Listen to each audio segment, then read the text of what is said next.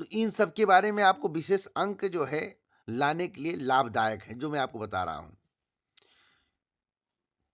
और आपको मालूम होगा खंडवा जो होता है वह 50 अंक के प्रश्न पूछे जाते हैं, जिसमें 70 अंक का होता है और 20 प्रश्न बहुविकल्पीय आते हैं। उम्मीदवार सीट पर भरते समय काट पीट बिल्कुल ना करें, नहीं तो अंक जुड़ेंगे नहीं भैया, आपके माइनस हो जाएंगे। तो इन सब पर आपको विशेष ध्यान देना है। रफ कार बाएं पृष्ठ पर करें, बाद में काट दें या ऊपर रफ कार लिख दें। जिन प्रश्नों के हल में चित्र अवश्य हो उसे जरूर बनाएं, नहीं तो भैया नंबर कट जाएंगे। प्रश्नों के अंकों के अनुसार ही उस पर समय दें। सभी प्रश्नों को हल करें। ओएमआर सीट पर वाइटनर या इंक इरेजर का प्रयोग ना करें, नहीं तो वह काउंट नहीं किया जाएगा। अब अगली खबर के बारे में बात कर लेते हैं।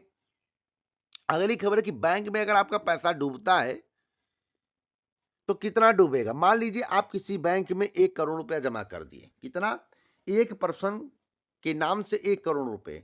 अगर बैंक भाग जाता है तो उस कंडीशन में क्या होगा? बैंक डूब जाता है तो उस कंडीशन में क्या होगा? आपको कितने पैसे वापस होंगे?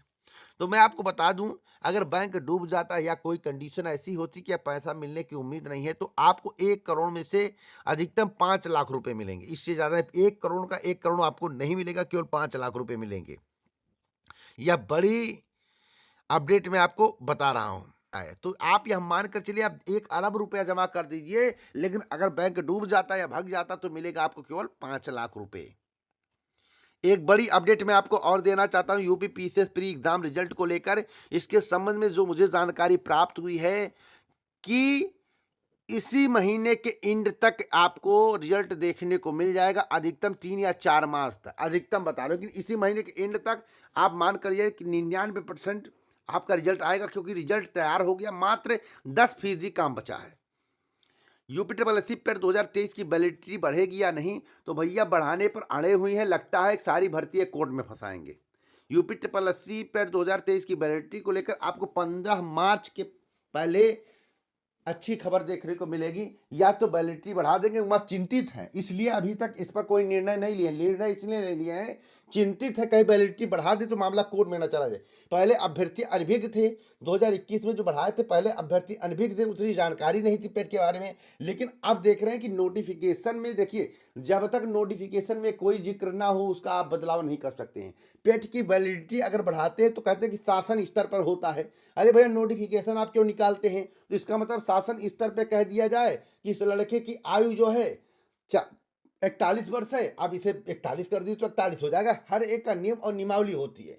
तो पेट की वैलिडिटी जब 1 साल है तो उसे आप कैसे जो है 3 साल बढ़ा देंगे? या तो हर साल पेट मत कराइए, तो हमेशा सबका 3 साल कर दीजिए। जब भी आप पेट की परीक्षा कराइए 2 साल वैलिडिटी कर दीजिए। आप बार बार वैलिडिटी के साथ छेड़छाड़ नहीं कर सकते, लेकिन सरकार कुछ भी कर सकती है।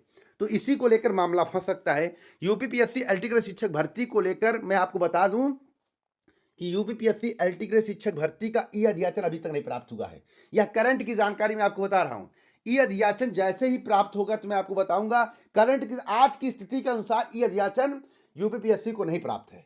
अब 2 दिन में प्राप्त होगा, 4 दिन में प्राप्त होगा। जैसे ही प्राप्त होगा बताऊंगा, नहीं प्राप्त होगा तो कहूंगा नहीं आया, नहीं आया, नहीं आया। इसलिए अभी आपको एलटी ग्रेड शिक्षक भर्ती के लिए इंतजार करना पड़ सकता है। तो आप अगर पेट की तैयारी करें तो करते रहें। वैलिडिटी को लेकर मामला जल्द ही सॉल्व किया जाएगा, क्योंकि वैलिडिटी बढ़ाने के पूरे मूड में है, लेकिन बढ़ाएंगे तो मामला फंस सकता है, इसका भी इनको डर है। इसलिए अभी तक ये डिसीजन नहीं ले पाए हैं। सत्यता यही है, और मैं चाहूंगा जो आपकी इच्छा हो वही हो। कितने लोग चाहते हैं कि वैलिडिटी बढ़ जाए, कितने लोग चाहते हैं नहीं बढ़े, आप लोग कमेंट बॉक्स में जरूर बताएं। तो इसी प्रकार की ऑथेंटिक जानकारी के इस वीडियो को लाइक शेयर करें। पूरा वीडियो सुनने के लिए दिल से धन्यवाद।